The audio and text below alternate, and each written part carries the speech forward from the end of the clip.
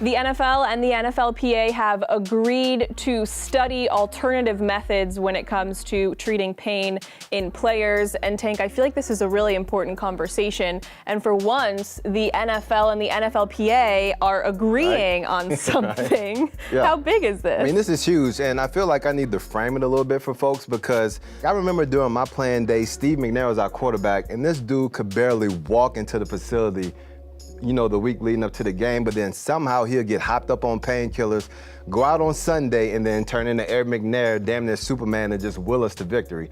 And you always hear like these other stories, like Brett Favre from Mississippi, close to where I'm from. He dealt with issues with painkillers. There's so many other players that I played with. There's one guy who actually got caught trying to break into a team's medicine cabinet to steal painkillers. So this has been an issue that's been going on for a long time. And then on top of that, the mental awareness issue. I mean, you have Junior Seau, guys who have, you know, gotten CTE and are committing suicide. I had like a former teammate in college who actually jumped from like a 3-story window and ended up committing suicide. So these issues have been around for a while. It's not just NFL related.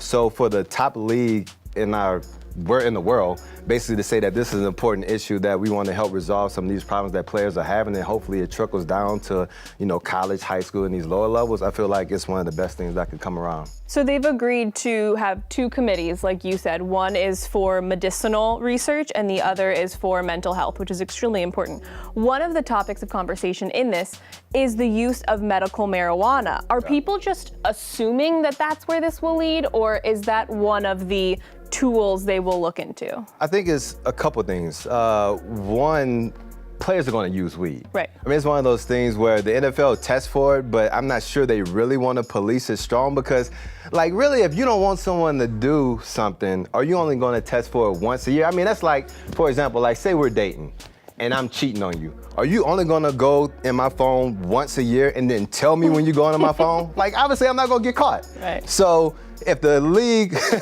really wanted to stop these players from, you know, smoking weed, they would test them more often. So what they really need to do is employ a plan like the NHL where they've basically removed weed from the banned substances.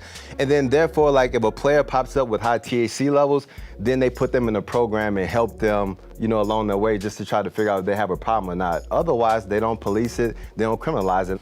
It feels like this conversation is way overdue. Yeah. I mean, when you played, can you just give us a little insight in terms of the pain day in and day out? I mean, it's a grind. Yeah, I mean, I posted on Twitter the other day where I can recall standing in a long line before the games on Sunday where we'll go in and, you know, we'll get shot up with Toradol, and it would always wear off around the 4th quarter. So you'll feel the pain coming in, and then I would get home, stretch out on the recliner. I wouldn't be able to speak to my parents, my friends. I would just lay down, go to sleep.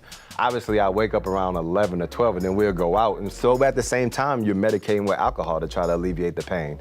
And then you'll feel like shit, really, until Thursday of that following week, and then your legs will start to kind of come back and you'll feel normal, and then you just repeat that process all over again. Why would the NFL want to continue to stigmatize players who are smoking weed to try to better themselves and better their play, and just have it all over the news lines like, oh, such and such gets caught with weed, this player gets caught with weed? I mean, that's a black eye for the player, that's a black eye for the league. So as soon as you can remove it from the banned substances, just tuck it on the rug and just start dealing with some real issues that you have going on with the league, I think it'll be better for all. Well, the conversation on this has only just begun, and of course, the research just started as well. The next CBA in the NFL is not until 2021, so there's a chance nothing will happen this season, but we might have to wait until 2021 for something to move forward on this, so we'll see. Yeah, we'll see.